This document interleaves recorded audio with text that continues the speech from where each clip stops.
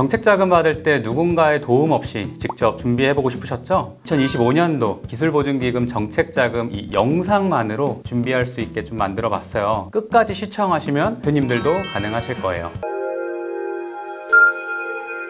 안녕하세요. 비즈니스 헬퍼 조 팀장입니다. 2025년도 기술보증기금 정책자금 이 영상만으로 준비할 수 있게 좀 만들어 봤어요. 그래서 3년 내내 마이너스였던 그 기업도 이 방법으로 5억까지 받았으니까요. 끝까지 시청하시면 대표님들도 가능하실 거예요. 자, 그럼 바로 가시죠. 대상 요건에 부합되는지부터 확인을 해야 되는데 막막했다면 아래 10가지 키워드에서 본인 기업에 자신이 있는 것을 잘 조합해서 방문하세요. 첫 번째로는 이 벤처기업 인증이나 이노비즈 인증을 좀 받았는가입니다. 제가 경영지도사 자격증 공부를 좀 하면서 배운 건데요. 이 법령에 기술보증기금에서 이 벤처기업이나 이노비즈 인증을 받은 기업을 좀 우선적으로 지원한다는 것이 있었어요. 그래서 업력이 3년 미만이다. 그럼 법인세 50% 세액 감면을 받기 위해서라도 꼭 벤처기업 인증을 좀 받으시고요. 업력이 3년이 넘어갔다. 포기하지 마시고 이 이노비즈 신청 자격 요건이 되니까요. 벤처기업 인증과 함께 준비하시길 권장드립니다.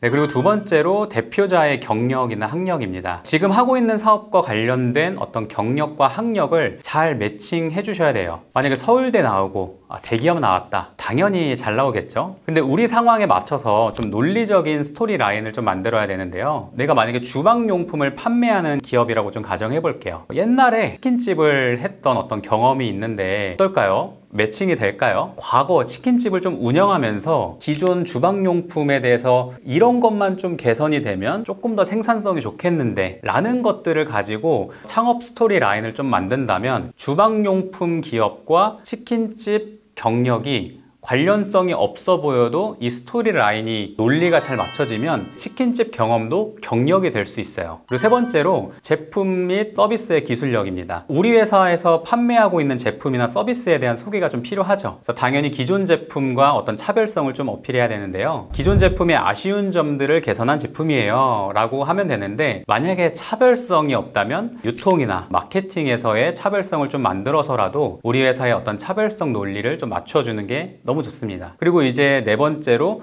주요 거래처에 대한 부분인데요. 이 중소기업 특성상 폐업하는 경우가 많다 보니까 탄탄한 매출처나 어떤 매입처가 있다는 건 우리 기업의 굉장한 가점이에요. 그래서 내가 거래하는 곳 중에서 좀 알아줄만 하다. 이런 것들이 있다면 반드시 좀 어필을 해주세요. 네, 그리고 다섯 번째로 매출 조건과 매입 조건입니다. 용어가 조금 어렵긴 한데요. 쉽게 말해서 내가 돈을 받을 때는 최대한 빨리 받고 내가 돈을 줄 때는 최대한 늦게 주는 것이 이 현금 유동성이 굉장히 좋겠죠. 네, 많은 제조업 대표님들이 이 현금 유동성 때문에 자금을 필요로 하는 경우가 굉장히 많습니다. 그래서 만약에 우리 회사가 이런 점에서 좀 메리트가 있다면 반드시 꼭 어필해 주세요. 네, 그리고 여섯 번째로 제품별 매출 현황입니다. 그래서 3개년치 매출 추이를 좀 그려보는 건데요. 우리 회사에서 판매하는 그 제품들 있잖아요. 그 매출 추이를 한번 그려보세요. 그래서 매년 10% 또는 어떤 20%씩 성장하고 있다면 이건 정말 꼭 어필을 해주세요. 그래서 중소벤처기업진흥공단이나 소상공인시장진흥공단 이 직접 자금을 실행할 때도 3개년 매년 성장하고 있는 기업에겐 가점을 좀 부여하고 있으니까요. 그만큼 좋다는 건데 어쩌면 너무 당연한 얘기겠죠. 네, 그리고 일곱 번째로 지식재산권 및 각종 인증 부분입니다. 특허나 실용신안, 상표권 등 출원이나 등록이 많으면 많을수록 좋은데요. 물론 출원이 많은 것보다는 등록이 많은 게 좋죠. 그래서 여기서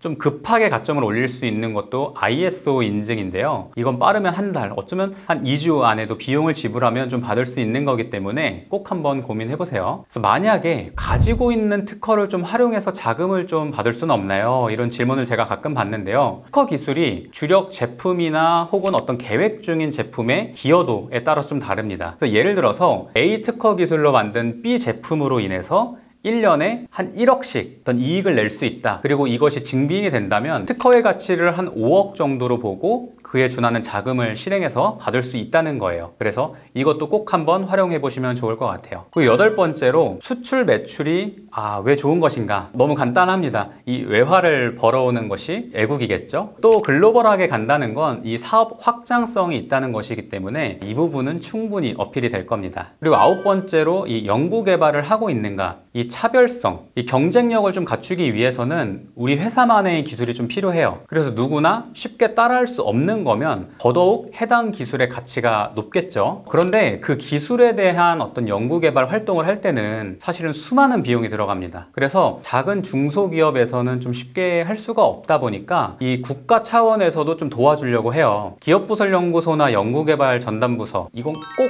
설립하시고 자금 신청하는 게 좋아요. 또한 해당 기술을 좀 만들 수 있는 팀원의 경력이나 학력이 좋다면 이 부분도 꼭 어필해 주세요. 그리고 마지막 10번째로 중장기 계획입니다. 메인비즈, 이노비즈 들어보신 적 있으시죠? 이런 인증을 준비할 때도 보통 이 중장기 계획서를 작성을 하는데요. 이 준비도 가점이 됩니다. 목표 시장의 규모, 수요 예측, 경쟁 업체 분석, 마케팅 전담 인력이 있느냐 없느냐 이런 계획과 분석이 좀 이루어져야 되고 더 나아가서 이 기술 사업 내용을 설명할 수 있는 이 IR 자료까지 제작되거나 혹은 준비하고 있다면 충분히 가점이 됩니다. 그래서 저 역시도 이런 방법으로 이 자본 잠식 계속 마이너스였던 그 기업 기술보증기금 5억 이 클린플러스 자금 나오게 좀 도와드렸는데요. 그때도 이 연구소부터 벤처기업 인증까지 받고 좀 논리적인 어떤 사업계획서와 함께 준비했습니다. 오늘 알려드린 이 10가지 중에서 본인 회사에서 좀 어필할 수 있는 거 있다면 잘 조합해서 자금 조달 좀 받으시면 도움이 될 것 같아요. 다음 영상에서도 실질적으로 좀 도움되는 영상으로 인사드리도록 하겠습니다. 네, 감사합니다.